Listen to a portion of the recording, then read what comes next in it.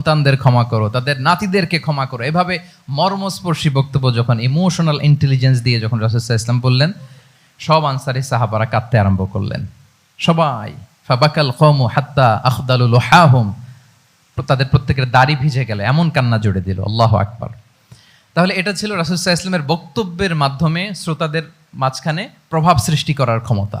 চিন্তা করতে পারেন, হৃদয় কেঁপে ওঠে না এই কথা শুনলে? Won't you be happy people go back to their home with sheep and camel and you take the messenger of Allah with you?